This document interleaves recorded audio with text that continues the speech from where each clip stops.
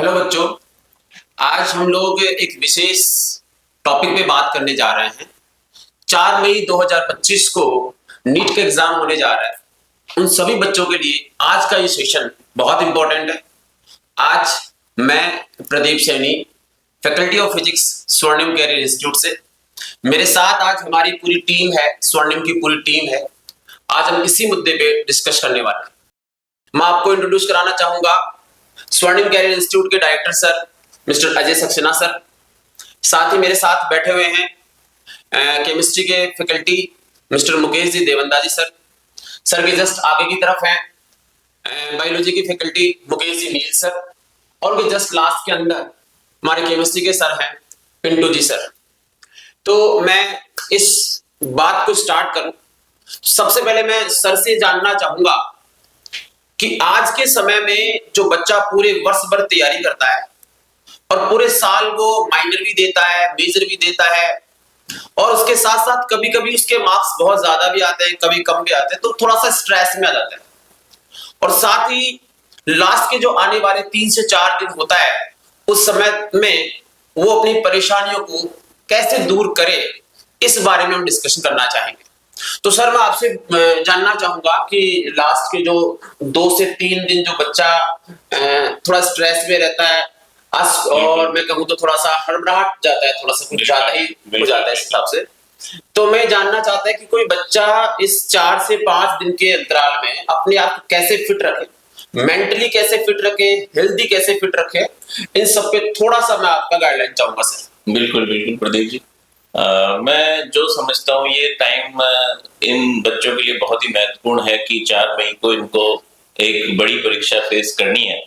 और सबसे बड़ी बात है कि पूरे वर्ष भर इतनी तैयारी की है, तो इन दिनों में मैं ये इसको 3 हिस्सों में बांट करके आपसे बात करना चाहूंगा कि एक तो किस तरीके से उसका हेल्थ रहना चाहिए। इस समय सबसे ज्यादा इम्पोर्टेंट है कि वो अपनी बच्चों से मैं ये कहना चाहूंगा कि अपनी हेल्थ के प्रति वो बहुत अवेयर है, क्योंकि हमें वर्ष भर तैयारी की है और लास्ट दिनों में अगर हम तबीयत खराब कर बैठेंगे तो हमारे लिए बड़ा दर्दनाक हो जाएगा। इसलिए मैं ये कहूंगा कि बॉडी को हाइड्रेटेड रखें इस समय, यानी पानी की मात्रा बॉडी में पूरी रहनी चाहिए। इस समय अपन को खाने पीने पे नॉर्मली बहुत ज्यादा ध्यान देना है, क्योंकि हमें कोई भी बाहर की सामग्री को का सेवन नहीं करना है। हमें घर के बनाए हुए खाने का ही सेवन करना है। हो सके तो जूसेस वगैरह ले सकते हैं, हम ड्राई फ्रूट्स थोड़े से ले सकते हैं। बहुत अधिक भी नहीं खाना है और बहुत कम भी नहीं खाना है। हमें एनर्जेटिक अपने आप को बना के रखना है। दूसरी बात कि हम बाहर निकल रहे हैं, हमें निकलना पड़ेगा, मान लो पेपर के लिए जा रहे हैं अभी भी और मॉक टेस्ट देने जा रहे हैं, तो इस समय भी हम छाते का इस्तेमाल करें, क्योंकि बहुत हाई हीट इस समय है। और इसलिए बहुत जरूरी है कि मैं ये सभी बच्चों से कहना चाहूंगा कि अपने स्वास्थ्य का इन दिनों में आप विशेष ध्यान रखें। प्रॉपर अपने को 6 to 7 आवर्स की स्लीप बहुत आवश्यक रहेगी और उसको अपने को पीसफुल ढंग से लेना है। दूसरी बात, हमें जो हम देखते हैं बच्चों को कि वो क्या है कि खाने पीने पे बिल्कुल ध्यान नहीं देते, और मैं ये मानता हूं कि ये एक ऐसी परीक्षा है जिसमें एनर्जी लेवल अच्छा बना के ही हम अच्छे से परीक्षा को दे सकते हैं। इसलिए लास्ट के दिनों में मैंने बच्चों को घबराते हुए देखा है, मानसिक तनाव में आते हुए देखा है। तो बच्चों, आपको कोई एक दिन आता है जिस दिन ऐसी परीक्षा हमारी होती है कि ऊपर वाला हमें ये आशीर्वाद दे रहा होता है कि आपने वर्ष भर अगर तैयारी की है तो उसका परिणाम अच्छा आएगा। तो देखिए, आपको सकारात्मक रहना बहुत जरूरी है इन दिनों। आप ऐसे लोगों से सराउंडिंग में रहेंगे जो कि आपको मोटिवेट करें, जो कि आपको पॉजिटिव रखें, जो कि आपसे अच्छी बातें करें। और उन लोगों से हमें बिल्कुल नहीं इंटरेक्ट करना है जो लोग नेगेटिव माइंडसेट के होते हैं या हमें कुछ घबराहट हमारे लिए पैदा कर सकते हैं। तो मैं ये चाहूंगा कि बच्चों से कि वो अपने पेरेंट्स से बात करें, अपने छोटे भाई बहनों से बात करें। हम जैसे जो टीचर्स हैं, आपके वेल विशर्स हैं, वो सबसे ज्यादा अच्छे well wishers teachers and parents होते हैं और उनके सगे भाई बहन होते हैं, और उनसे वो लोग बात कर सकते हैं। बिल्कुल सर, मैं इसमें एक चीज और ऐड करना चाह रहा था कि जो भी कोई बच्चा है वो अपने जो भी नजदीकी जो उसके साथ है, सबसे ज्यादा उसके पेरेंट्स उसके साथ होते हैं, वो उसको रेगुलरली मोटिवेट करते रहते हैं। मैं हर बच्चे से ये कहना चाहूंगा कि वो अपने पेरेंट्स से बराबर बातें करते रहे, अपने हेजिटेशन को कम करते रहे, और साथ ही मैं ये भी चाहूंगा कि हर एक बच्चा आज के समय में सोशल मीडिया के ऊपर जो बहुत ज्यादा अपना टाइम स्पेंड कर रहा है उसको बहुत कम करे। मैं तो ये कहूंगा कि आने वाले 3 से 4 दिन उसको सोशल मीडिया से बिल्कुल दूर हो जाना चाहिए, क्योंकि सोशल मीडिया में इस समय क्या आ रहा है मैं थोड़ा सा एक बताना चाहूंगा आपको।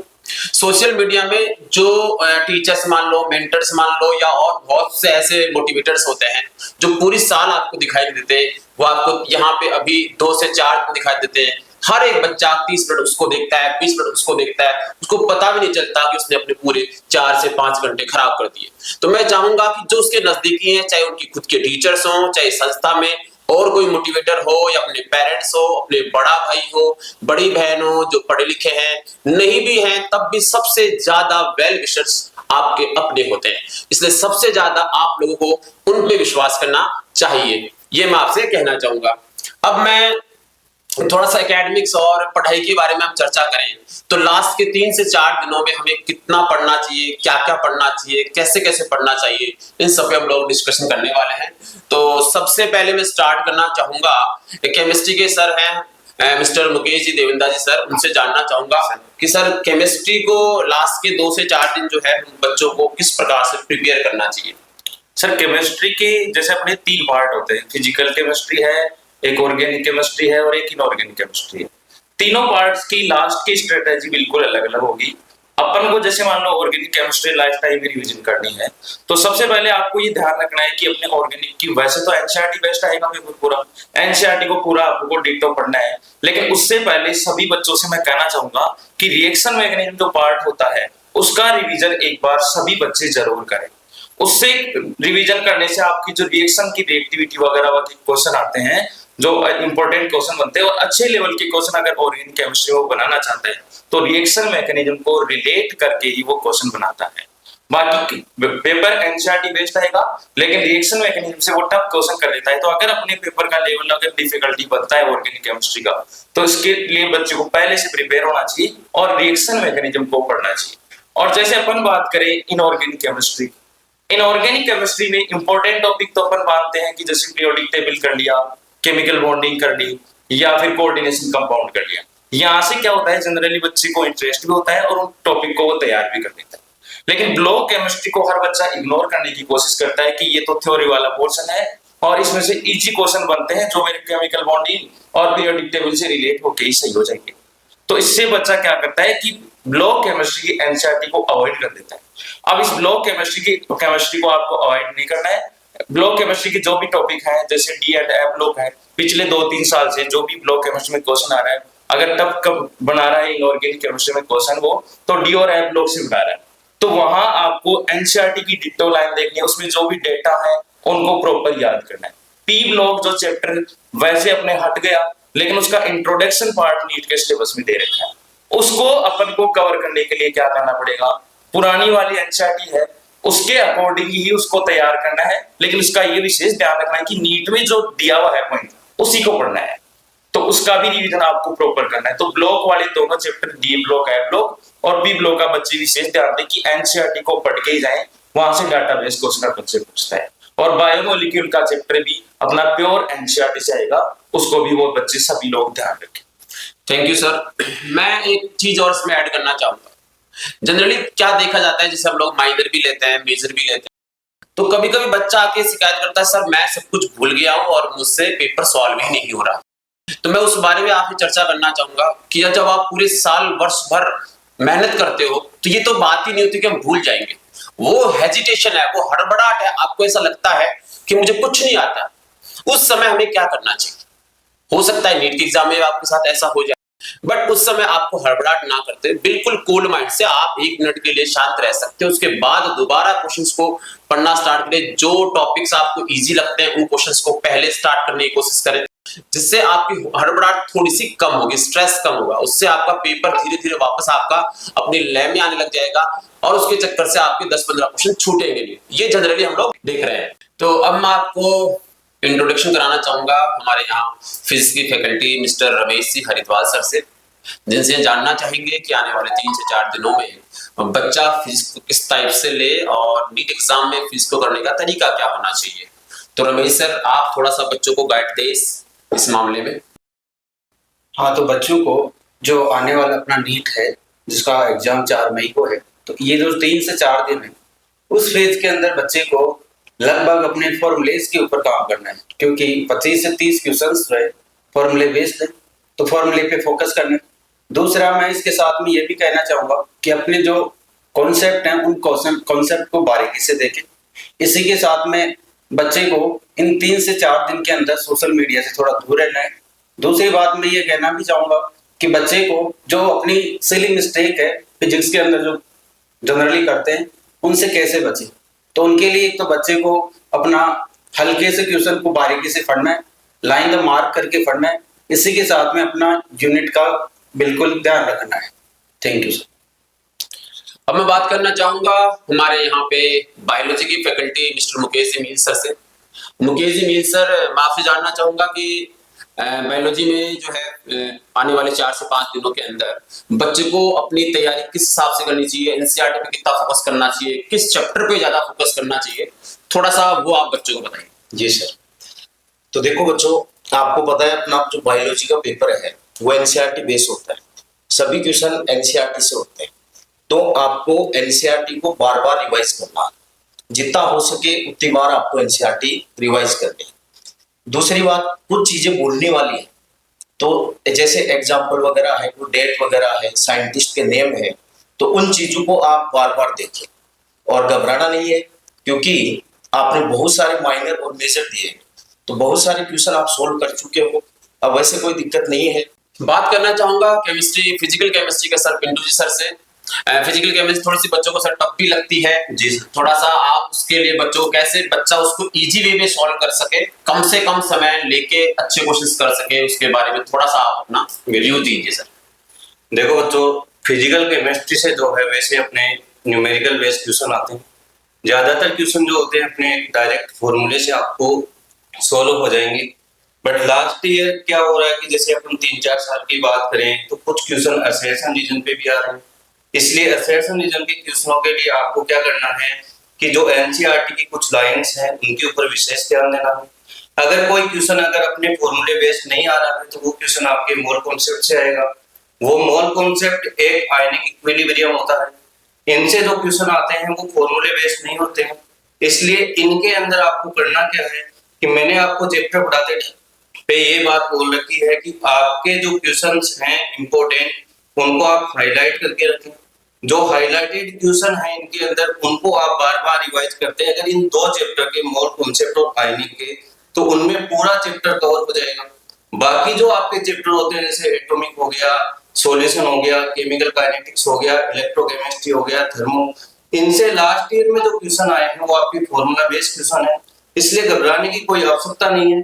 निश्चिंत रहें, आपने पूरे साल मेहनत की है, डेफिनेट सक्सेस का जो रिजल्ट आएगा वो आपको देखने को मिलेगा। चार्ट अब मैं आपकी मुलाकात कराना चाहूंगा स्वर्णिम कैरियर इंस्टीट्यूट के JEE head Mahendra ji सामुदाई sir से, जो कुछ एग्जाम में आने वाली परेशानियों से कैसे दूर रहें, किस टाइप से हम एग्जाम दें, उसके बारे में कुछ आप बच्चों को सजेशन दें सर। नमस्ते सर। बच्चों, आपको पेपर एकदम कामनेस से देना है। पेपर के ऊपर आप जब 3 घंटे बैठते हो तो फोकस रखना है कि हर एक क्वेश्चन को हम लोग अच्छी तरीके से पढ़े। कभी कभी क्या होता है, पेपर को पढ़ते वक्त हम लोग जल्दबाजी करते हैं, तो अपने माइंड को स्थिर रखना है और पेपर को एकदम कामनेस से पूरे पेपर को पढ़ना है और अपनी बारीकियों के ऊपर फोकस करना है। जो हम लोग जैसे फिजिक्स में जो गलतियां करते हैं कैलकुलेशन, वो कैलकुलेशन गलतियां नहीं करनी है।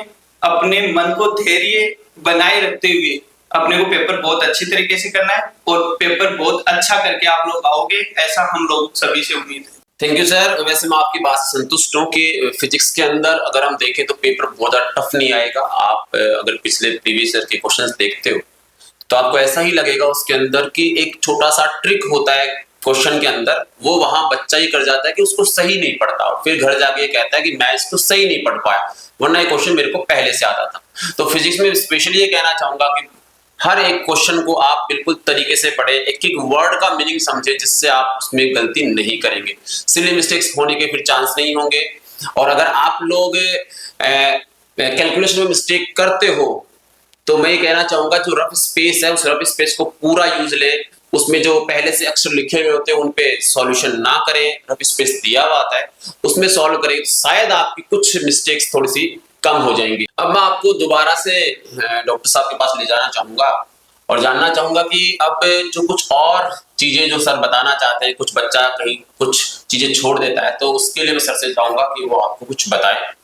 बिल्कुल प्रदीप जी, जो मैं सबसे बड़ी इम्पोर्टेंट बात यह है कि आपने वर्ष भर तैयारी की है और आपने इतनी मेहनत की है और इस मेहनत को आपको वहां पर लगा के आना है, ये सबसे महत्वपूर्ण प्रश्न है। तो मैंने एक बात कही कि भाई हेल्थ इश्यू जो है उसका अपने को ध्यान रखना ही है। दूसरा मैं ये कहना चाहूंगा कि आपके जो पेपर से संबंधित जो बातें हैं कि क्या हमें ध्यान रखने की बातें होती हैं कि हमें जब सेंटर पे जाना है तो हमें सेंटर को लेकर के बहुत एक्टिवली उसको जज करना है कि सेंटर आपका कहाँ आया। उस सेंटर के अंदर जैसे हम कई बार देखते हैं कि सीसीए के 3 कैंपस हैं, तो अब आप किसी एक स्कूल के अंदर आपका सेंटर आया तो आपको ये ध्यान रखना होगा कि आपको प्रीवियसली ये पहले पता लगाने कि एग्जैक्ट लोकेशन सेंटर की क्या है। मान लीजिए सीसीए के 3 कैंपस हैं, उनमें से कौन से कैंपस में एग्जाम हो रहा है, ये अपने को महत्वपूर्ण बात है जिसको आपको ध्यान रखना चाहिए। मतलब ड्यू टाइम में चला जाए बच्चा, पहले ही चला जाए और पहले देख ले तो बहुत ही अच्छा है। बाकी पेरेंट्स इस बात को बहुत ज्यादा ध्यान रखें कि सेंटर कहाँ हमें पहुंच करके परीक्षा देनी है, ये महत्वपूर्ण प्रश्न है। दूसरी बात कि जो आपका एडमिशन कार्ड है उसका आपको पूरा अध्ययन कर लेना है कि एडमिशन कार्ड पे जो आपका रोल नंबर लिखा हुआ है उसको आप लिख करके देख लें। कई बार हमारे माइंड में रोल नंबर थोड़ा बहुत रहना चाहिए कि हमें क्या वहां पे लिखना है जाकर के, इसलिए इस बात का विशेष ध्यान रखें कि ओएमआर शीट की जो विशेष पूर्तियां हैं वो कैसे हमें पूर्ति करनी है। दूसरी बात, हम जब एग्जामिनेशन में जा रहे हैं वहां पे हम अपने आप को बिल्कुल पॉजिटिवली लेकर के जाएंगे और समय से पूर्व जाना बहुत महत्वपूर्ण है कि मैंने बच्चों को देखा है हड़बड़ाते हुए देखा है, तो वो जब एक तो अपनी चीजें सारी अपने को साथ में रख करके लेके जानी, दूसरा ड्रेस कोड का भी एक बड़ा इशू रहता है। तो ड्रेस कोड हमें बहुत सिंपल रखना चाहिए, जैसे हम नॉर्मल अपनी चप्पलें पहन के जाएं, हम हाफ बाजू का शर्ट या टी शर्ट पहन के जाएं और कैजुअल एक आप ट्राउजर अपना लेकर के जा सकते हैं, बच्चियां टॉपर पहन करके जा सकती हैं। तो कुल मिलाकर के एक नॉर्मल सा हमें एक वो लेकर के जाना है और हमें वहां पे जाकर के एक तो क्या एग्जामिनेशन हॉल में बच्चा नो डाउट बड़ा प्रेशर में रहता है, तो मैं ये कहूंगा कि अपने इष्ट देव को याद करके बैठेगा, अपने अच्छे वेल विशर्स हमारे जैसे लोगों को याद करके बैठेगा तो उसको थोड़ा सा ज्यादा पॉजिटिविटी मिलने वाली है। सर मैं एक चीज पूछना चाह रहा था इसमें कि जैसे बच्चा क्या करता है, जिस दिन एग्जाम होती है उसके पहले दिन भी कुछ बच्चे बहुत ज्यादा स्टडी करते रहते हैं, रात भर स्टडी करते रहते हैं। क्योंकि आप डॉक्टर हैं इसलिए मैं जानना चाहता था कि या ये चीज सही है या हमें पहले दिन थोड़ा सा रेस्ट लेना चाहिए, अपने दिमाग को जो है थोड़ा सा शिथिल करना चाहिए, उसके बाद एग्जाम देना चाहिए। बहुत महत्वपूर्ण प्रश्न आपने पूछा, क्योंकि इस समय बच्चे को मेरे हिसाब से बिल्कुल एक्टिव नहीं रहना चाहिए। एक दिन पहले उसको रिलैक्स हो जाना चाहिए और एक दिन की जो 6 से 7 घंटे की स्लीप है वो बहुत महत्वपूर्ण होती है। वो उस स्लीप को पूरा ले और अपने माइंड को बिल्कुल रिलैक्स लेके जाए